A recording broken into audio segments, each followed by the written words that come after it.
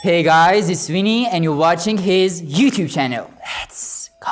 امروز برگشتیم با پارت 3 بلایند دیت یا همون دیت ناشناس با سوژه‌های متفاوت. میخوام ازشون که خودشون رو معرفی کنن. یه معرفی خیلی کوچیک. اول از همه از خانم‌ها شروع میکنیم. بفرمایید.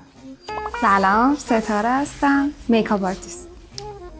سلام، مرام هستم. تحصیلاتم هم بگم، بعد کارم هم بگم یا بس همینقدر؟ حرفه کاری و تحصیلاتون هم بگید. من دکترای مهندسی نفت دارم. کار اصلیم مربوط به درسمه، ولی یه ذره از این کارهای بلاگری و مدلینگ و اینا هم انجام میدم. درسته. ستاره رشته تحصیلتون رو میگی؟ رشته تحصیلم خیلی غیر مرتبطه. مهندسی بهداشت حرفه‌ای. آره اصلا ارتباطی به کارم نداره. متولد چه ماهی هستی؟ شهریور. جدی؟ بچه من نمیدونستم اینو. واقعا نمیدونستی؟ نه. ویژگی شهریور ماهی ها رو بهم میگید؟ بذار ببینیم چند شهریوریم. بگم چند شهریور؟ 8 شهریور. شت، من 7 شهریور.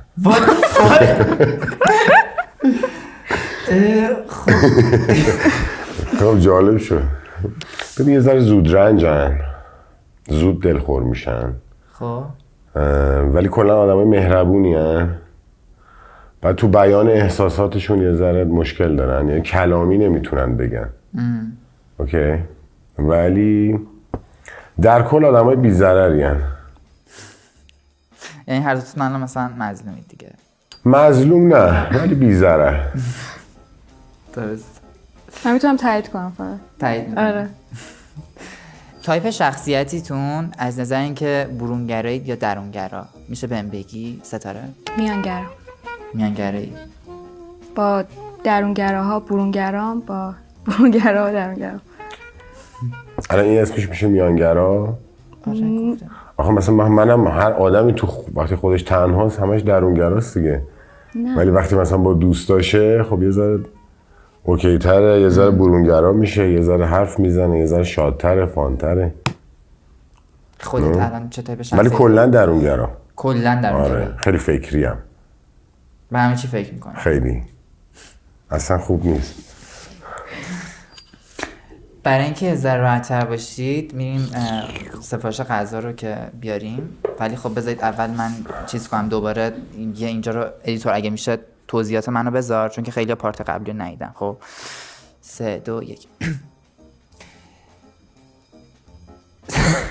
مثل پارت قبلی از دوتا سوژه‌های محترم خواستم که برای همدیگه غذا سفارش بدن به انتخاب و تیست خودشون. الان میخوایم بریم ببینیم که برای همدیگه چی سفارش دادن. بفرمایید. مرسی. خب از اینجا باید انتخاب کنم؟ نه. خب.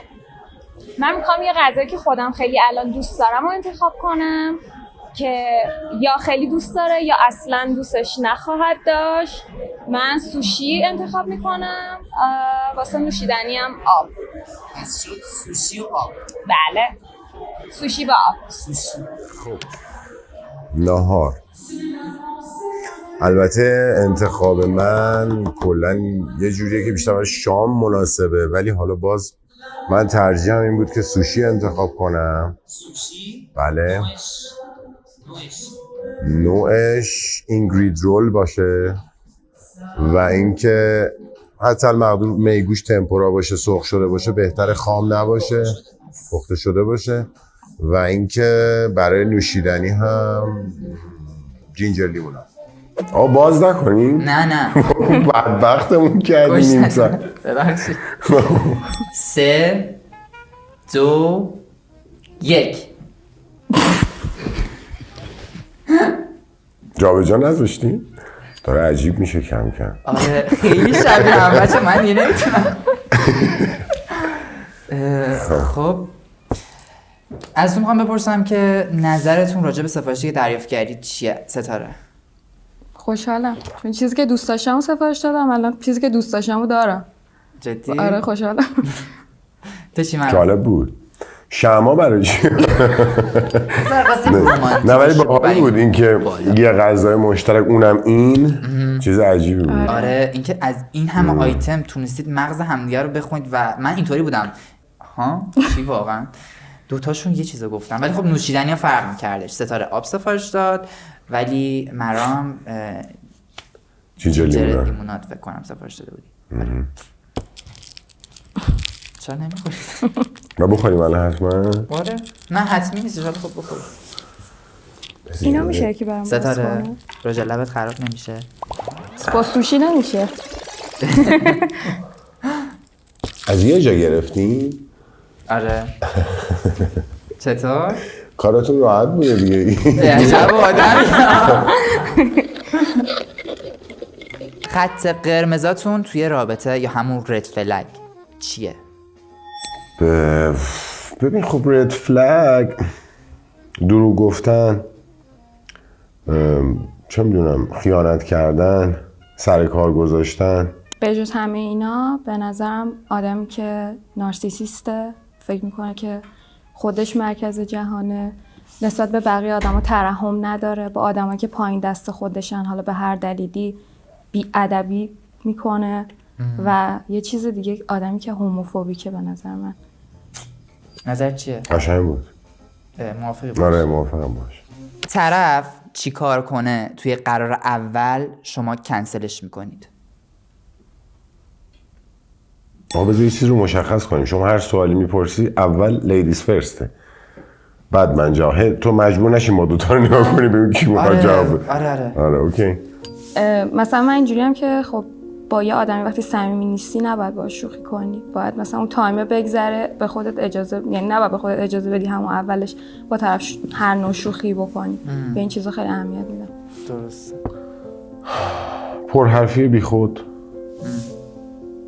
توضیح دادن راجع به چیزایی که اصلا ربطی به اون دیت نداره، خیلی هم به نظرم خوب نیست. آدما عادت کردن که مثلا تو دیت اول شروع میکنن سریع از گذشته زندگیشون توضیح دادن و اینا. این به نظرم خیلی تو دیت اول چیز جذابی نیست. شاید اون آدم خودش دلش بخواد یه ذره تو رو در ادامه کشفت کنه، شاید اصلا نخواد یه چیزایی رو کلا راجع به تو بدونه که همه چیو همون اول میاد میگه. آره به نظر زیاد باعث 100%. چه چیزی باعث میشه که یک پارتنر بد باشید؟ من بگم همه چی میتونن باشن، بستگی به شرایط داره. بنظرم همه آدما همه صفات‌های بدو دارن، فقط نسبت به شرایط اون ممکنه نشون داده بشه. خب یه اخلاق بدی که دارم، مثلا خیلی وقتا راجع به چیزی که ناراحتم میکنه صحبت نمیکنم، بعد اینا همه رو هم جمع میشه یه جا خیلی بد نشون میده و طرف مثلا تعجب میکنه از این ریاکشن زیاد نسبت به یه رفتار خیلی عادی، در صورتی که مثلا 1000 تا رفتار اشتباه بوده کنار هم که اینو نشون داده. یکیش این میتونه باشه.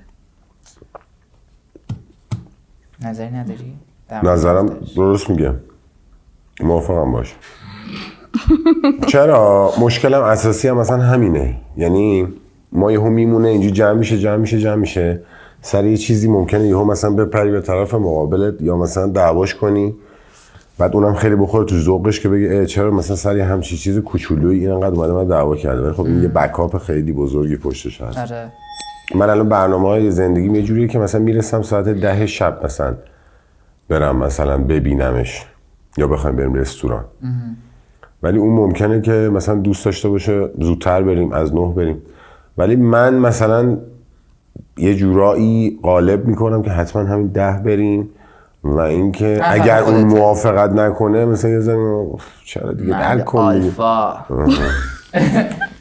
درست میگم؟ این بده.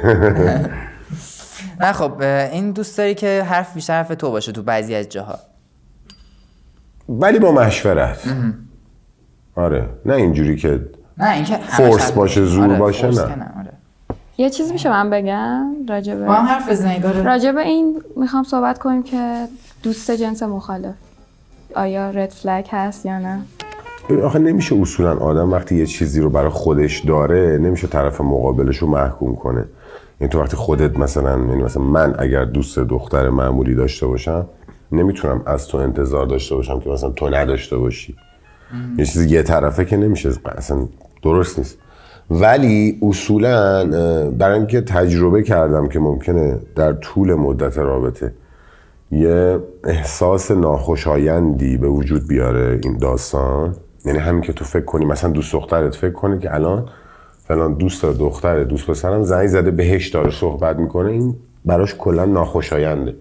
من سعی میکنم که اگرم دوست دختر معمولی دارم بهش بگم که من الان تو رابطم، کمتر زنگ بزن، کمتر معاشرت کنیم، مثلا اگرم خواستیم معاشرت کنیم تایم هایی باشه که دوست دخترم هم باشه، میدونی که اون خیلی استکاک الکی ایجاد نشه، چون ممکنه برعکسش رو مخ خودم هم بره.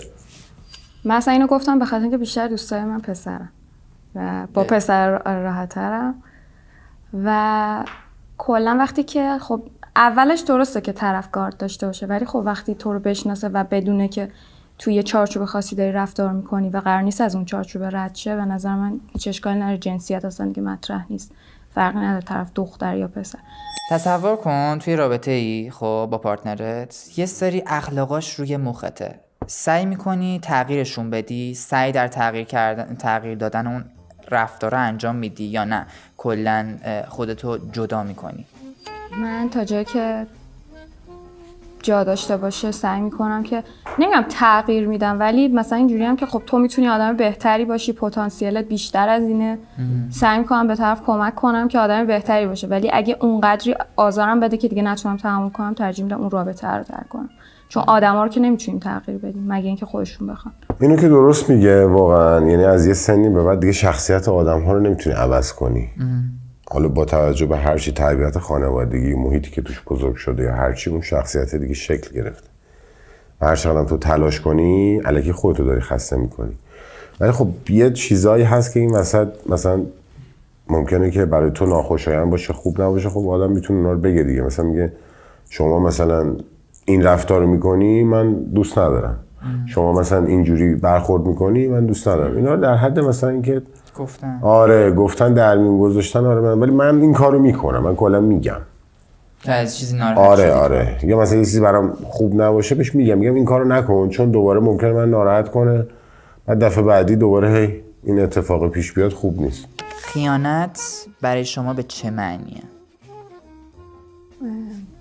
به نظر من هر کاری که اگه پارتنرت اونجا بود انجام نمیدادی خیانته. حالا میتونه مدل صحبت کردنت با یه آدم باشه، یا میتونه یه چت باشه، میتونه حالا چیزای بیشتر از این باشه. تقریبا شبیه همین، اینکه آدم بذاره خودش رو جای طرف. حالا حتما خیانت این نیست که شما بخوای بری مثلا با یه جنس مخالفی خیانت کنی یا چیزی. یه جاهایی ممکنه یه خیانت‌های اتفاق بیفته که یه دروغ، یه اکت اشتباه، یه حرف اشتباه، یه برخورد با یه آدمی در ذهن طرف مقابلت به اندازه مثلا اون خیانته تو ذهنش بمونه، میدونی؟ یا اینکه حتی نگفتن یه چیزی ممکنه که خیانت حساب شه، بعد تو دیگه نمیتونی اونو ثابت کنی. مثلا من الان دوست دختر داشته باشم، بعد از یه مدتی بفهمم که اون طرفم یه پیج پرایوت اینستاگرام هم داشته. اوکی؟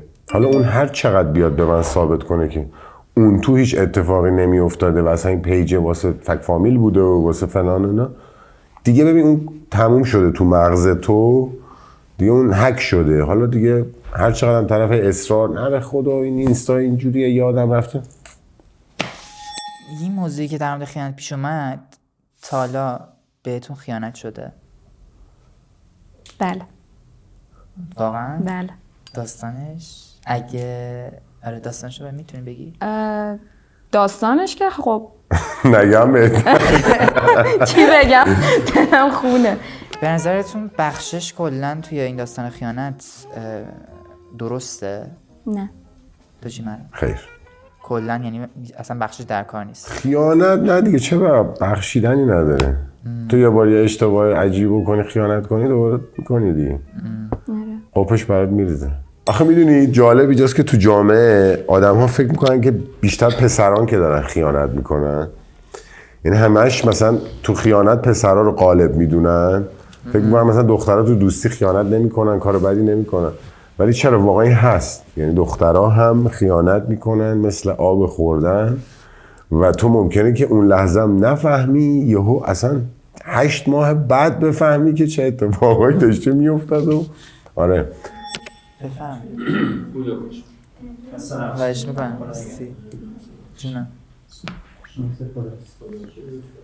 چی بود؟ این بنده خدا که رد شدم یه نگاهی کرد ببینه ما به هم میام، چون تو نمیدید چه نگاهی کرد ببینه اوضاع چجوری هست. اگه قرار بودش پارتنرت 24 ساعت جای تو زندگی کنه، به نظرت بعد اون 24 ساعت بازم باهات میموند یا نه کلا کات میکرد رابطتون رو؟ سوال خیلی قشنگی بود، میدونم عالی بود، خفن بود واقعا عزیزم. آره چرا نمونه؟ یعنی که کار اشتباهی از نظر خود قطعاً. انجام نمیدی که؟ نه هیچ وقت. خیلی بورینگ نیست زندگی من. اوکی. و اینکه یه ذرم سالم و فانتوره، بهش بد نمیگذره کلا. چیزی تو مخی براش فکر نمی‌کنم وجود داشته باشه بخواد بیاد 24 ساعت جای من زندگی. چرا؟ فقط یه چیزی هست، هی مجبور بخوره، هی در حال غذا خوردن، هی در حال آشامیدن. آره اینش مشکله و اینا بقیه‌اش فکر نمی‌کنم اذیتش. نه اونش به نظر من هیچ مشکل نداره. جدی؟ هر دوتا شکمویید پس. خب ما تو این بخش از برنامه از بچه‌ها خواستیم که هر سوالی که دوست دارن از طرف مقابل بپرسن و روی کاغذ بنویسن و بعد تو اون شیشه مربایی که واسهشون گذاشتیم بندازن و ما شیشه ها رو با هم دیگه جابجا می‌کنیم. حالا هر کدوم از اونها بعد سوالی که طرف مقابل واسش طرح کرده رو بخونه و حتما به اونا جواب بده. به نظر من چه شکلیم؟ به نظرم مثلا 29 تو این رنج سنی. بعد استایل مثلا کلاسیک مثلا بیسیک، یعنی خیلی شاید رنگ استفاده نشده، رنگ تیره و مثلا رنگای خونسا بیشتر. خب مثلا استایل مردونه زیاد. اینا فکر میکنم اوکی. خب آره اینجوری حس میکنم.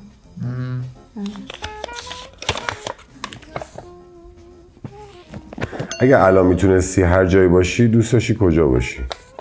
از نظر لوکیشنی؟ هرچی. هرچی یعنی چی؟ خب هر زمان و مکانی. یعنی عقب جلوی زمانی هم هرچی. بری؟ آره هرچی. از نظر زمانی دوست داشتم ترم اول دانشگاه بودم. چرا؟ خیلی دوران بی‌غمی بود. حالا اگه از نظر جغرافیایی بخوای بگی الان کجا بودم، واقعا اگه دلم بخواد الان یه جایی باشم، مالدیو ترم اول دانشگاه؟ جفتش با هم یا جدا جدا؟ نه دیگه الان اگه میخواستم یه جا جغرافیامو عوض کنم میرفتم مالدیو. خوابیده بودم لب ساحل کتاب میخوندم. در هفته چقدر ورزش میکنی؟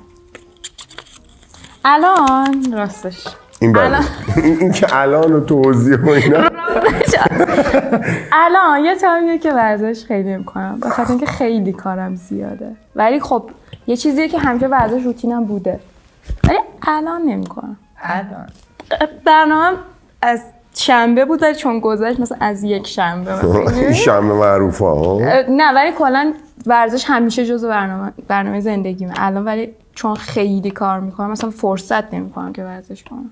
ولی خطش خیلی باحاله، کیوته. خودم هم کیوته. نوشتنش خیلی کیوت می‌نویسه. خب بدترین عادت هم چیه؟ خطش بامزه است. آره بچه مدرسه یا می‌نویسه. بدترین عادتشو می‌خواست بگم. بدترین عادت هم اینه که خیلی شکموام. بعد میدونی مشکلش چیه؟ اینه که من از یه تایمی به بعد مثلا غذا نخورم یا اخلاقم من همینطوریم، خیلی سگ میشم. بغضی شدی دوباره؟ نه دوباره خیلی جدی هر روز پس اصلا شکم. قابل تحمل. آره من غذا خوردنم خیلی برام یه عادت خیلی مهمه در طول روز.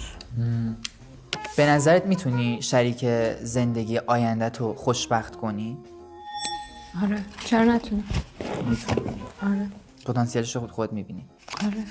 از چه نظر؟ ببین بجز مثلا یه سری اخلاقم که خوب نیست حالا از اونو بگذاریم، ولی خب در کل آدمی هم که از خودگذشتگی میکنم تو روابطم و طرف مقابلم رو در نظر میگیرم نظرشو و اینکه تا جایی که میتونم مدارا میکنم، تا جایی که جا داشته باشه تو اون رابطه میمونم دیگه. خوشگلم، آشپزیم خوبه، دیگه چی بگم؟ چی؟ بگو. آشپزیم خیلی خوبه. اون امتیاز رو بیارید من بدم. آشپزیم خیلی خوبه، من ادعا میشم. جدی میگی؟ ادعا میشم. چی بلدی درست کنی؟ غذا ایرانی که همه چی بلدم. عالی شد. قیمه‌مو هر کی بخوره دیگه واقعا بهترین قیمه‌ای که میتونی چه بخوری. خوب شد اینو گفتی. انشالله دیت تو قیمه. تو چی؟ چی؟ به نظره من نمیتونم کسی رو خوشبخت کنم ولی میتونم بهش کمک کنم که خوشبخت شه. اوکی. از اونجایی که هر دوتاشون ادعاشون شد که واقعا میتونن خوشبخت کنن شریک زندگی آیندهشون رو، میخوام به دوست صمیمیشون زنگ بزنن و یه نصیحت کنن شریک زندگی آیندهشون رو. مثلا بگن که شوهر آینده‌مو نصیحت کن یا مثلا زن آینده‌مو نصیحت کن اگه بخوای چی بهش بگی. گفتم این دوستم زیاد با گوشی رابطه خوبی نداره. سلام خوشگله. سلام عزیزم، چطوری؟ خوبی؟ بلایند دیت چطور بود؟ عزیزم میخواستم در همین رابطه یه سوالی ازت بپرسم. جانم. اگه تو بخوای پارتنر آینده‌مو یه نصیحت کنی راجع به من، بهش چی میگی؟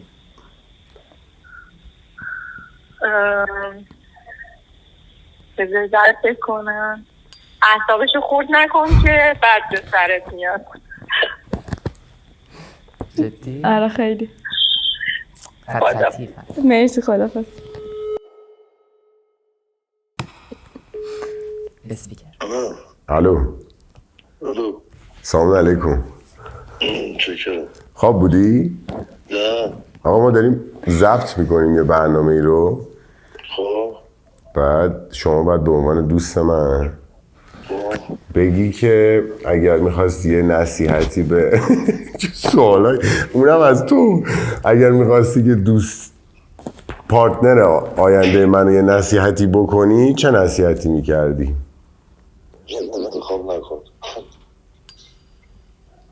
نه بعد به اون یه چیزی بگی در ارتباط با من، نه که من یه چیزی.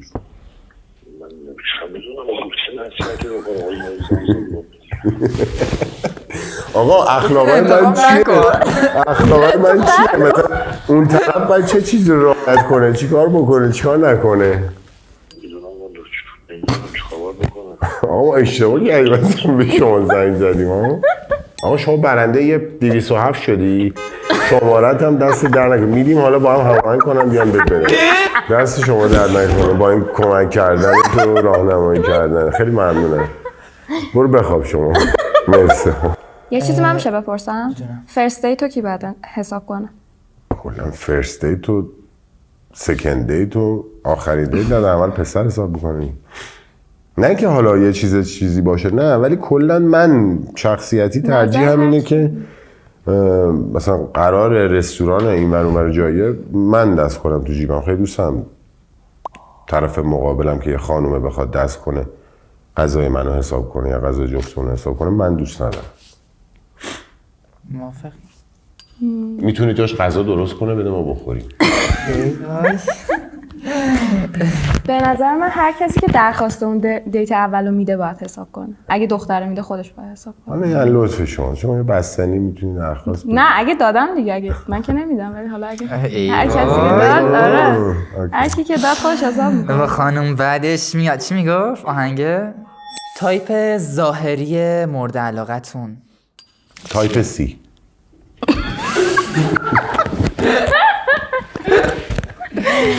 خوب بلدی بخندونی ها، جایی که حواسم هست. تایپ سی. ببین من کلا آدم نچرال خیلی دوست دارم، این دختر نچرال دوست دارم، دختر عملی و اینی که با خودش عملیات انجام داده باشه و نمیدونم تزریق و جراحی و فلان و اینا خیلی دوست ندارم. و اینکه خب اینکه به بدنش هم اهمیت بده، ورزش کنه، اینا مهمه. یعنی یک نچرال بودن، ساده بودنشه، دو اینکه واقعا آره بدنش سلامتش هم. آفرین آف کورس. بعد چیزایی که من آخه حدس زدم الان بخوام بگم تایپم مخالف چیزایی که حدس زدم. مثلا تتو، پیرسینگ و اینا خوشم میاد. کلا مثلا استایل ساده خوشم میاد، ولی کسایی که از اکسسوری استفاده میکنن خوشم میاد. کسایی که استایل شخصی دارن، مثلا که حالا لزوما پیرو مد نباشه، چیزی که به تو میاد، این چیزی که خودت واسه خودت شخصی سازی میکنی. حالا ترند چیه و اینا زیاد برام مهم نیست. الان 2 برگه میاریم براتون و شما باید تا الان تصور ظاهری که نسبت به طرف مقابلتون داشتید و توی برگه نقاشی کنید. نقاشیتون خوبه یا نه؟ فاجعه. آره بفهم. چی بکشیم؟ چای کردم آقا. نگاه میکنم.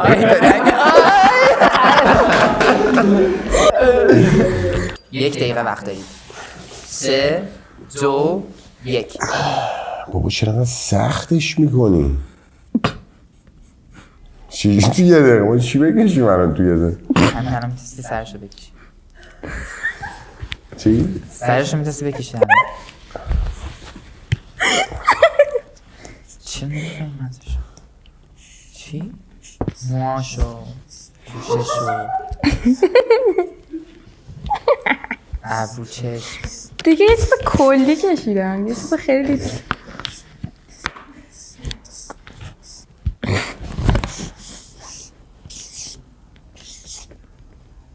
آقا من فینیش. دوستان جابجا کردم تخت شاسیا رو و هنوز خودشون ندیدن که چی برای همدیگه کشیدن، چه تصوری از همدیگه دارن. خب 1 2 3 که گفتم برمیگردید تخت شاسیا رو و نگاه میکنید چی برای همدیگه کشیدید. 1 2 3.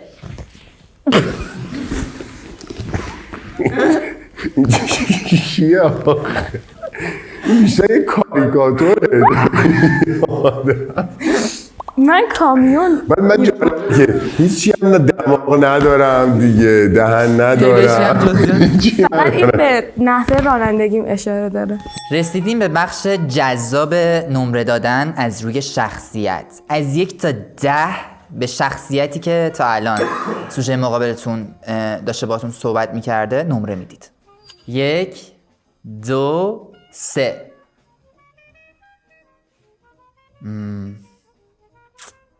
اوکیه. خب بفرمایید شما بگید. چرا تا الان همه رو شما گفتید؟ اول بدونم. 8 و 75 صدم. اوه مرسی. تشکر. چرا؟ ببین بالاخره به لحاظ شخصیتی آدم قابل احترامی هستی، فکر میکنم دختر خوبی هستی، دختر کاری هستی، برای زندگی احترام قائلی، تلاش میکنی، بعد آدم خیلی کوته فکر و سطحی نگری نیستی. اینا همش خوبه دیگه. یعنی به لحاظ شخصیتی برای خود تو به نظرم شخصیت خوبی داری، آدم مفیدی هستی، آدم مناسبی هستی. مرسی. باشه. من 7 دادم. خب چرا؟ بد نیست، 7 خیلی نمره خوبیه. نمیدونم نمیدونم بده، گفتم چطور؟ آخه من حس می‌کنم که مثلا در حد برخورد اول 7 ممکنه که آدم‌ها رو بشناسی بیشتر شه دیگه. تو برخورد اول همینقدر تونستم بشناسم. اوکی. آره. یه سوال میپرسم و این پرده‌ای که وسطتونن رو کلا برمیداریم و همدیگه رو میبینید. به عشق تو نگاه اول اعتقاد دارید؟ بله. اعتقاد دارید؟ بله. به چی مرام؟ عشق تو نگاه اول یه نفر رو ببینی همون نگاه اول عاشقش بشی. یه دل نه 100 دل. یه دل نه 100 دل. آره شاید. آره شاید. شاید.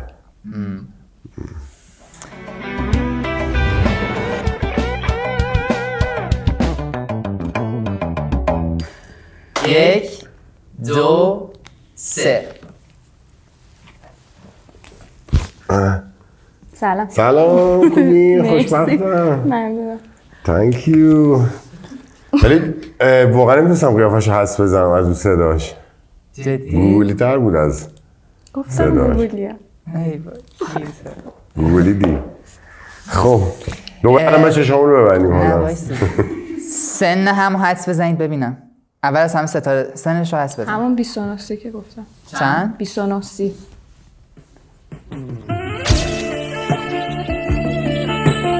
75. 6. 76. 76. تو 68.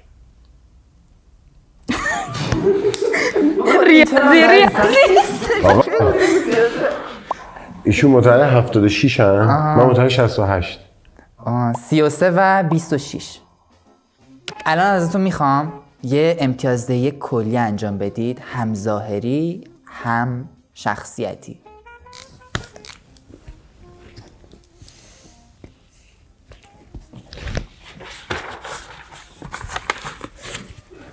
چشما همه هیجان انگیزه. 1 2 3. ای وای، نشون بدید به هم دیگه. چه عدد مشترکی میشه داره. ببینم؟ نه نمیشه. 8. هر دوتاتون به هم دیگه 8 دادید. دلیلتون برای امتیازی که دادید چی بوده؟ نظر شخصیه دیگه، یعنی سلیقه‌ای نیست، یه چیز کلیه. اخلاقی که گفتم یه آدم اوکیه، کاریه، با حال سر حال خوب بود و اینکه ظاهری هم خب یه دختر با حال گوگوله. حس میکنم که لایف استایل دارن، یعنی برنامه‌ریزی دارن تو زندگی.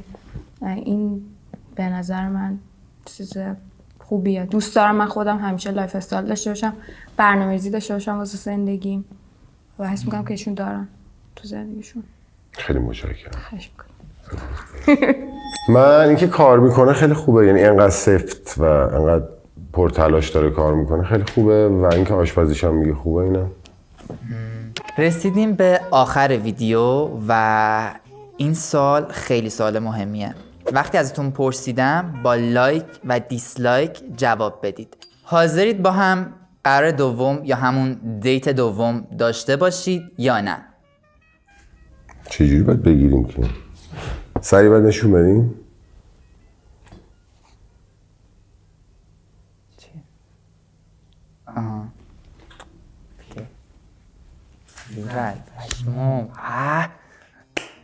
خب اوکی.